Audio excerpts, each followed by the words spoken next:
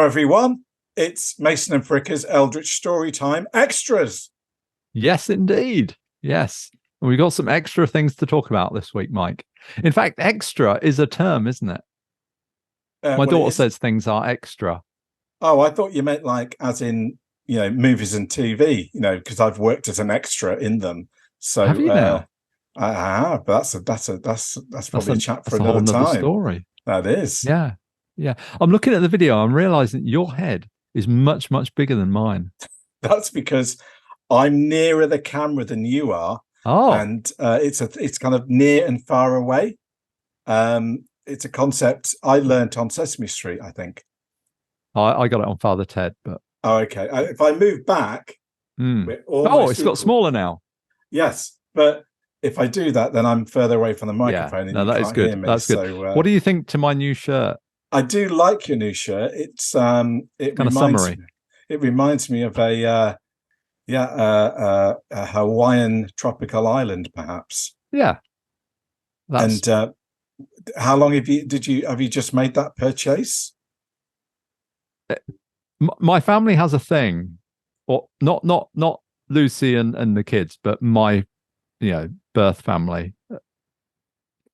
You ask mum will wear something, mum will put something on, and you say, "Oh, that's nice. I haven't seen you wearing that before. Is that new?"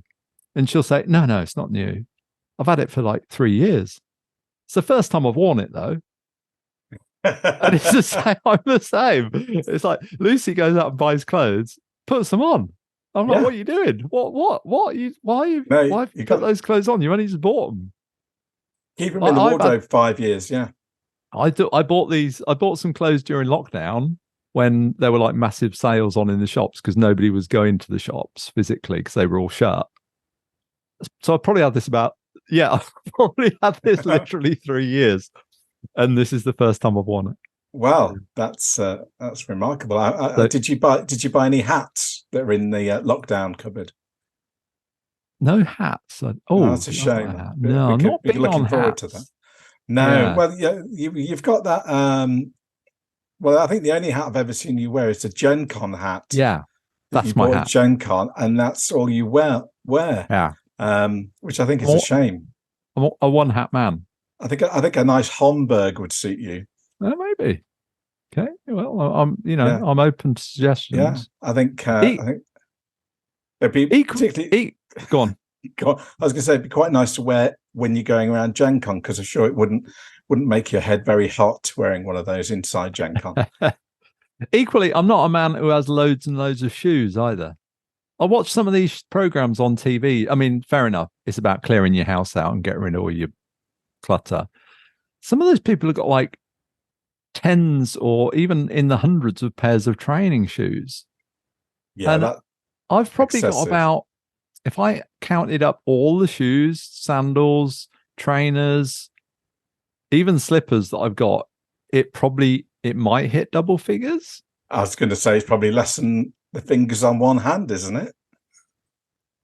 I think it's probably more than that, but right. It's maybe the fingers on two hands. You're not really a hoarder in a general sense, as I would understand it. But I mean, I mean, there are some things you hoard, aren't there? I mean, there's books and records. We don't talk about that. Oh, right. Okay. Yeah. Yeah.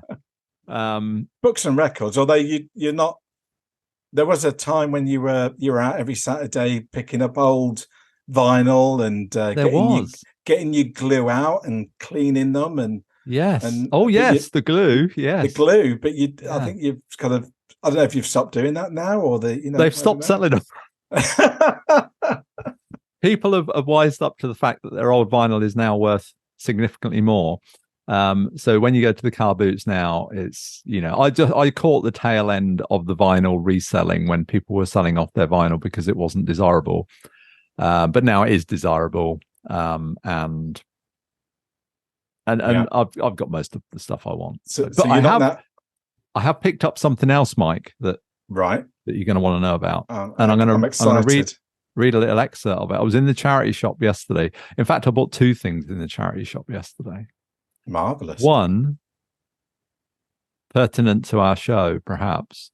Wow. Is a typewriter. No way. Fantastic. Fantastic. They're in really good nick. An Olivetti typewriter, not like a really old one, but a nice one. It all seems to function well. I haven't actually given it a proper go yet, but all the keys work, and it's nice and clean. And it's even got the little book with it. So like a tenner. So couldn't say no to that. Well, that sounds like a bargain. But I mean, I imagine that was mainly going to sit on the top of the wardrobe. Well, I'm thinking, are you going to have all these ideas about doing handouts and things? And I think I might get the vibe, and because when I said to my son, he was sort of fascinated by it. He's in his early to mid 20s, and I was sort of showing it to him. He's like, oh, he's quite interested in that. And I said, I used to have a typewriter back in about 1990, and I wrote a few stories on it back then, and I taught myself to type, well, reasonably. And I was saying to him, before that, I had a computer. And he's like, what, you had a computer and then you didn't have a computer? And I'm like, yeah, because I don't know why. In the early 80s, I had a ZX81 and then a Dragon 32. And then for a while, I didn't have a computer. And then they weren't computers like you would think of the term computer now, were they? I mean, not really. No one was typing a book on a ZX Spectrum, were they? I don't think so. Not without you say that, a lot of frustration. Yeah. But anyway, I also bought this. Look at that. Can a Man Change by Gordon Bailey? Can a Man Change? Well, by Gordon Bailey. I'm going to read you. And I thought, maybe it's like, because it's from the 1970s. And what you probably can't read here is the foreword by Larry Grayson. No way. Yes. So this was published in 1979. It's a very slim book. What is it? It's like less than 100 pages, 96 pages.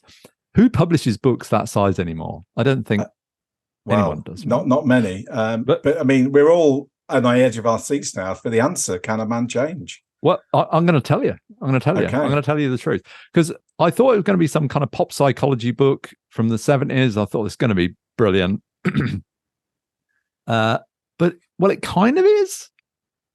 But it's well, I'm going to read you the titular story. It's in poem form. Oh, even better. Can a man change? The title. Can a tadpole turn into a dog? Can a tiger change into a frog? Can a hippo grow into a flower by exercising his willpower? Can man, by super self-restraint, change himself into a saint? Can he cease being decadent by making a god of good intent? Last verse, just spoilers. Can mankind change as he intends? Well, not until he yields, he bends. If he won't bend, the stubborn ox, he'll never even change his socks. Wow. There's a lot of, I don't know, in there. Some deep stuff, isn't it? Well, it's pretty deep. I mean, I think the second line has it all really. Was it kind of what turn into a tadpole? Something? Can a tiger change into a frog? I felt a bit like David Brent reading that out loud. Yeah.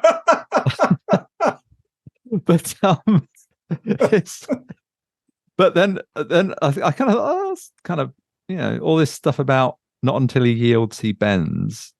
And then I'm reading on, and there's some anti-abortion stuff and other things, and I'm like, wait a minute. And then I looked up, and I look on the back, and there's no price on the back, and that raises my suspicions. So, and it's published by something called STL, which I looked up, and it's called Send the Light, and it's have you heard of it? No, I haven't. But I think I'm rapidly coming to a understanding of where the book is. Yeah, me from. too. So it's coming from evangelical Christians of the 1970s, yeah. Well, it's the first edition. Well, I think that's some reading for you there to dig into, Paul. And perhaps put it back in the charity shop when you're done. and that's why you viewers bought it, on isn't YouTube. It? Yeah, well, I mean, mostly just for the cover. Yes, marvelous. It reminds me a little bit of what's the guy's name? The guy that did Mr. Ben. Oh, yeah. Yeah, reminds me a little bit of that kind of naive 70s graphics, which I kind of like. Definitely. But I think that's I don't know what I'm going to do with that. Well, I have to say, now. Growing up in the 70s, that's not something I ever came across. But I mean, maybe somewhat more pertinent to what our podcasts are about. It just kind of reminds me of things I did see in the 70s that maybe did stay with me. But I mean, I get asked sometimes, why horror? What got you into, Call of Cthulhu and horror gaming and that kind of thing? What was it? What was the spark? And there's no real one thing, but I generally think of my childhood in the 1970s was a complete grounding in why I like horror, because literally anywhere I turned, there was some sort of horror going on in terms of either on TV, on films, and life in general, and even at school. Watching public education films at school, like Apaches and so forth. But I kind of wondered, have you? Is there anything that kind of you would kind of harken back to that you kind of think, yeah, that really made some sort of impression that kind of maybe is part of the DNA of why horror is same for you as it is for I? Yeah, I mean, I've thought about this as well, and it's difficult to pin down, isn't it? It's like, why do you like the music you like, or why do you like the books you like, or the food you like? It's just something you enjoy. When I look back, I think that those things were very emotionally moving, and that might just be that I was terrified. But they struck a strong emotional chord with me, which, although they terrified me, at the same time that excited me, and that excited my imagination. Sometimes, well, one might say in a bad way, because it frightened me, but it was a kind of safe kind of being frightened. I mean that's the whole thing with I don't know what the term is, but manufactured horror, as in not real life being chased around by a knife wielding maniac or something, but in manufactured horror that we manufactured in a TV program, a film, a book, a comic, whatever it may be. It is by default, it's a safe environment in that sense. So yeah, I think exactly the same for me. It kind of, I saw these things and they scared me, but also excited me, and they were a safe horror in that sense that I could enjoy without actually being utterly terrified that I was actually going to get eaten by a zombie or something. Although I remember seeing first, I saw the film poster for Luci Fulci's Zombie Flesh Eaters, which in the US I think was called Zombie 3, but in the UK Zombie Flesh Eaters, and it's a great poster. And I remember seeing a TV advert for the film that was on release, Zombie Flesh Eaters, and then I do have a distinct memory of waking up in the middle of the night, absolutely terrified that the zombies were in the corridor and about to come in the room. But that was the only kind of real horrific effect on me, that one. But it's like the other classic for anyone of an age in the 1970s would be something like the Salem's Lot TV series, the one with David Soul, which was certainly in the UK was done over 2 nights. It was a 2-parter. Yeah. And I mean, I just remember in school the next day, everyone was talking about the vampire at the boys' window. And then I think it's the second episode where you're in the jail and suddenly the vampire's head suddenly shoots up into the screen, complete kind of, scare shock kind of thing, and everyone was talking about it, and utterly kind of, not only horrified but extremely excited and thrilled by it. And I think that's part of it. It's not just excitement; it's a thrill you get from those kind of shocks and things like that, I think. Yeah, that show, utterly fantastic. I mean, film, made for TV film, I guess, isn't it? Yeah. Like you said, it's shown over 2 nights. Starred David Soul, big star from Starsky and Hutch at the time, and that is just fantastic. I absolutely love that. It did frighten me. Yeah, I mean, was it James Mason was the vampires go-to guy? Yeah, that's right. Yeah. What's the vampire's name, Mr. I can't remember. Yeah, because there's an antique shop opened up just up Well Street near me, and it's always shut. And I just want to, I just sort of think it reminds me of the shop in that film. Fantastic. I love the ending of it because it left it really open. Because they, if I remember correctly, kind of David Soul and the young guy who's kind of helped him, that it kind of just cuts to them somewhere else in a church, trying to, filling up vials of holy water, and kind of basically saying, the vampires are still after them, even though they dealt with the situation. That what they did has got consequences, and they can never not look over their shoulder now. And that really made an impression on me, that kind of sense that, you may have thought you've dealt with something, but actually, no, it's relentless and will come after you thereafter. And I think that's always been an appeal to me in that kind of horror, that it's not always a clean finish in that way. So what I remember is him holding a bottle of holy water, and it's kind of like glowing with a light, and he says, "Oh, there's one of them still out there." Or something. Yes, that's the image I've got in mind. Yeah. They're now on the mission to Mr. Barlow. That was the Mr. guy. Barlow. What the owner of the store, and James Mason say, "Oh, Mr. Barlow's coming soon. Yeah, he'll be here soon." Yeah, fantastic. I mean, that's a classic. I remember though moving to Yorkshire going to university, and this was sort of late 80s.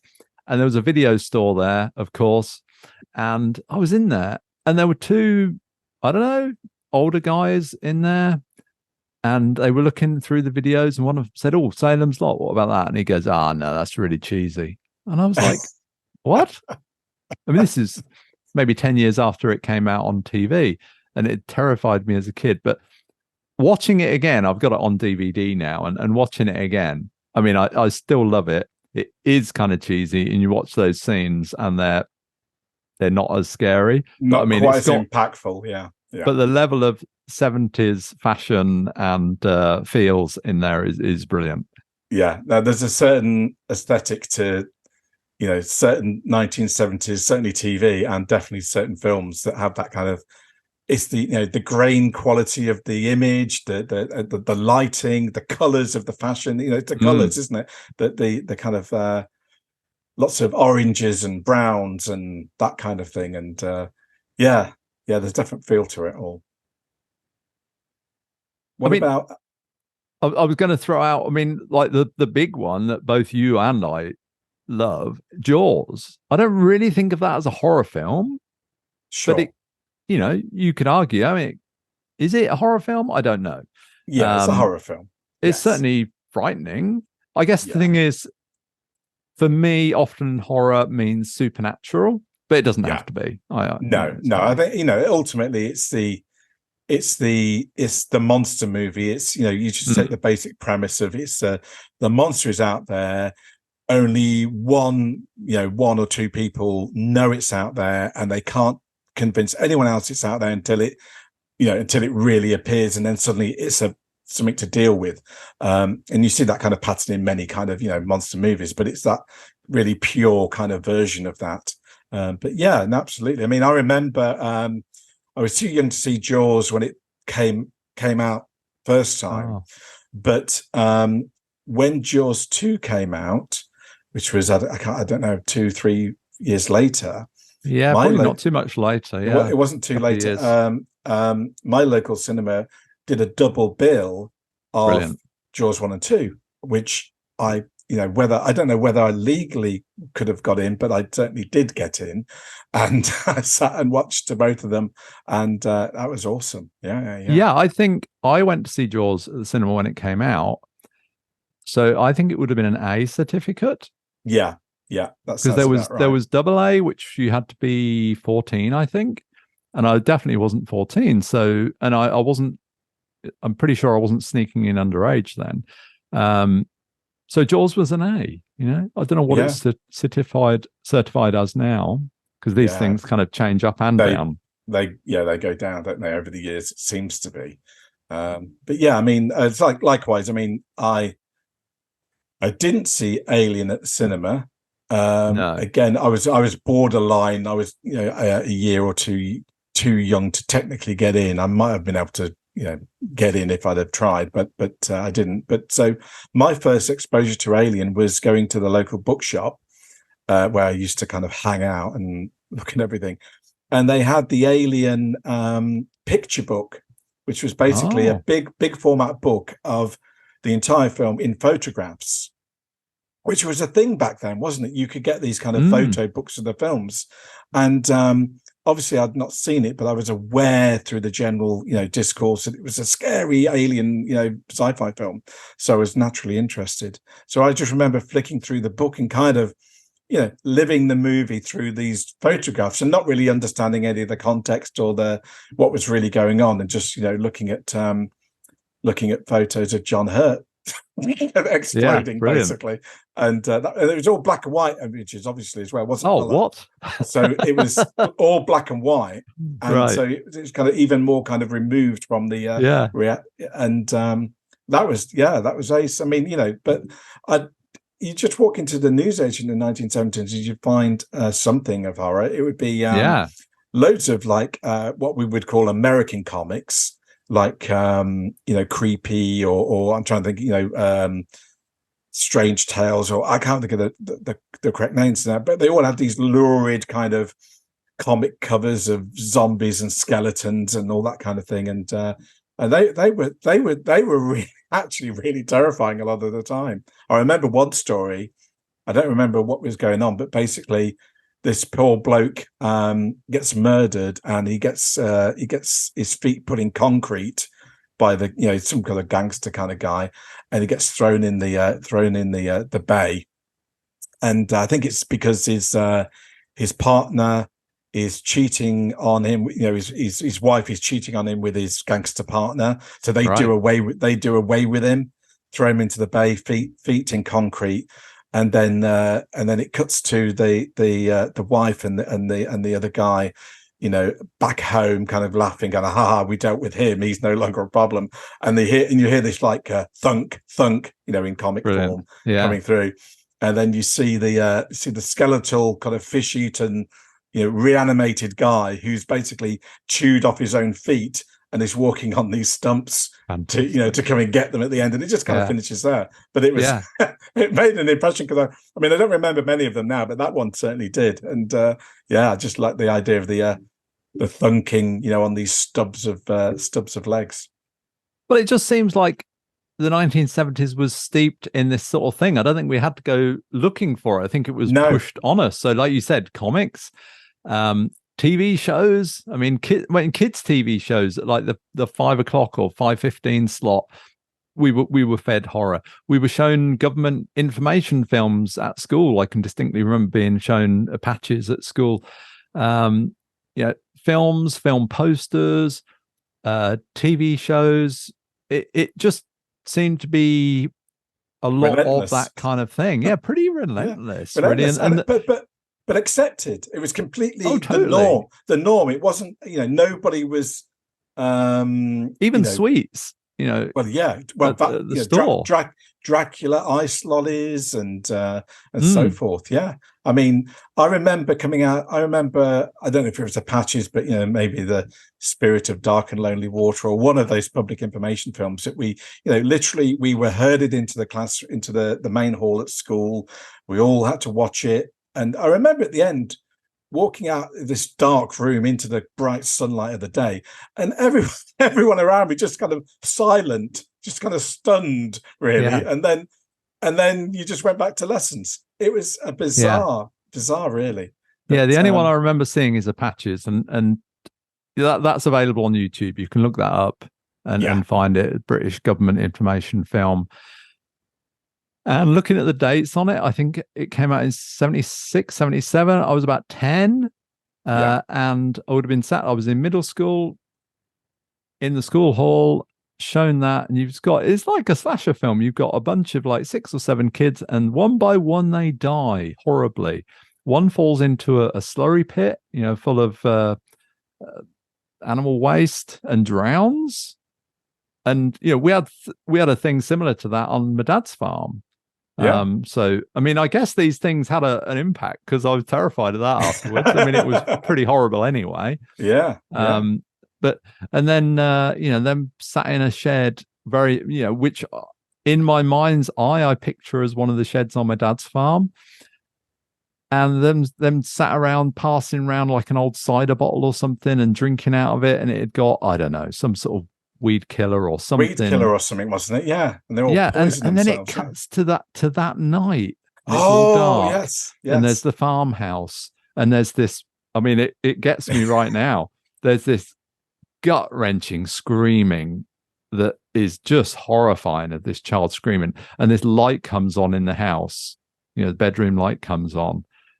It's just it's terrible. Absolutely. No, they're not for the faint-hearted even now, to be honest. God, no, they're really not. And but that was,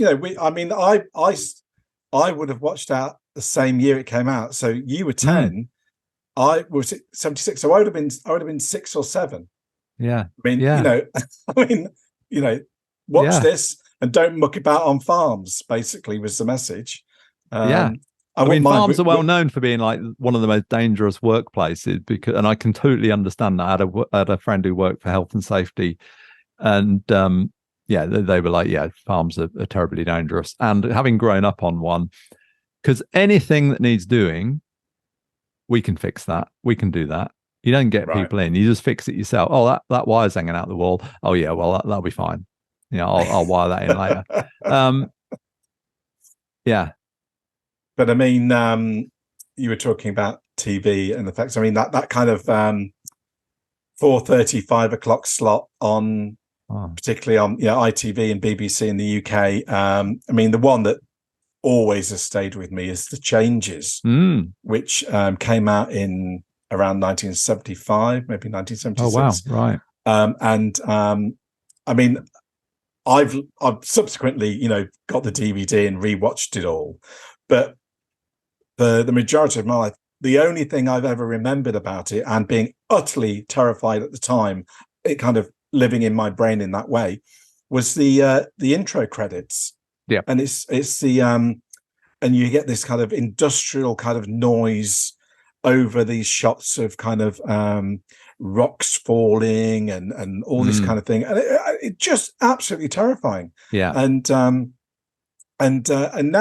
now having rewatched it, I mean, it starts off with normal life in Britain in the 1970s, and then suddenly this awful kind of noise just fills the air, and everyone basically goes mad and starts attacking each other and destroying machinery. And the whole plot revolves around this event happens and nobody knows what it is, but basically everyone is instantly adverse to technology. And so over the course of the episode, society completely breaks down and reverts to this kind of pre-industrial English age, with people going around on horses and tiny communities and no one really going outside their communities, and this is all seen through the eyes of this girl, our kind of main character hero, who is on a kind of mission to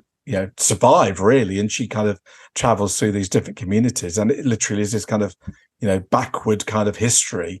And Yeah, I mean, it's I enjoyed it thoroughly watching it again, and but when the titles came up, it really brought it all back to me. That kind of like, oh, that was just absolutely terrifying at the time. I mean, I guess the big one, the elephant in the room, Doctor Who. Well, I mean, yeah. Through this, I mean, I suppose I was growing up in the 70s, so that's kind of when I think of Doctor Who as being. That was when I was watching it, with Tom Baker and so on. But there was a lot of stuff in there that was pretty scary. But the most scary thing for me, again, like you just said, the title sequence, the credit sequence. Oh, okay. When I was very small, I think my siblings were watching it maybe, and I used to say, and now on BBC One, it's time for Doctor Who. And I would leave the room. At that point, I would leave the room and shut the sitting room door. And then when the credit sequence had finished, they'd call me in because I couldn't be in the room when that was on. So it wasn't behind the sofa. It was outside the room. I had literally, and that's the only thing I left the room for. I can't remember doing that with anything else, but for the title sequence, yeah, I had to leave the room. Oh, wow. No, I mean, I was behind the sofa with the title sequence. I mean, it wasn't the title sequence didn't affect me. That was quite exciting for me, but it was knowing what was about to happen, coming, the horror was coming. I would stand behind the sofa, and about halfway through the episode, I'd kind of migrate back to the, sitting on the sofa, right. Yeah. Depending on what was going on. But for me, it was those really early episodes for me, the kind of John Pertwee, the Green Death, where it was giant maggots, yeah, and Planet of the Spiders with the giant spiders sitting on people's backs and things like that. That was all, utterly terrifying. Yeah. Well, it's funny because I mean, we just said you're a few years younger than me. I mean, not many years younger, but those are the ones I remember as my first memories of Doctor Who as well.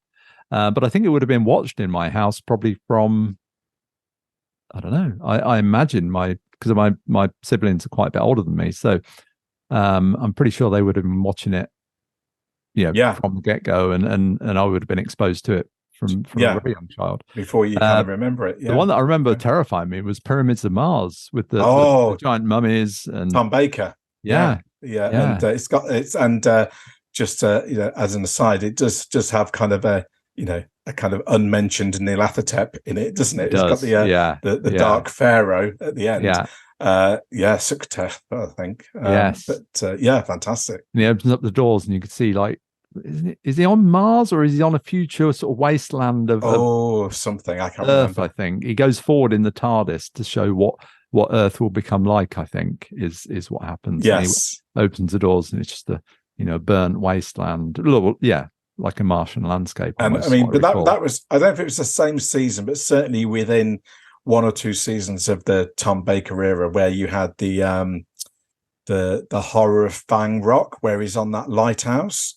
And it's a Victorian lighthouse in the middle of nowhere on a rock in the middle of the sea.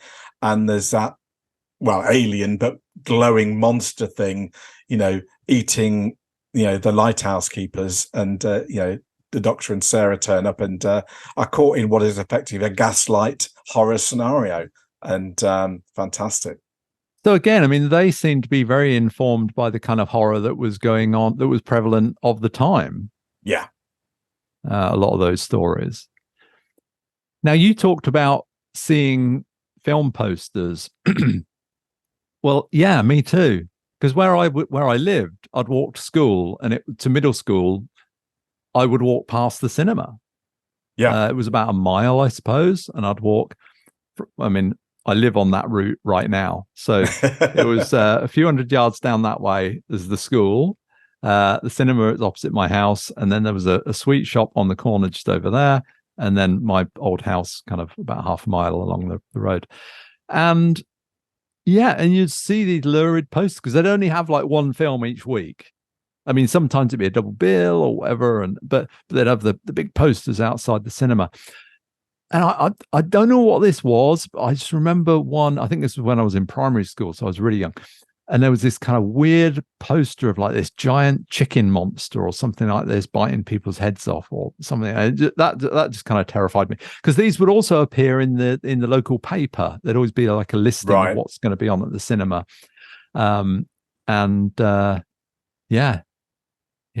Well, I mean, the one that, I mean, I mentioned Zombie Flesh Eaters was a good poster, but the one that, again, I was younger, and that what it used to be. The reason why I think these had an effect is because at the train station, while you were waiting for a train, opposite on the other platform was this massive poster for the whatever film was on that week.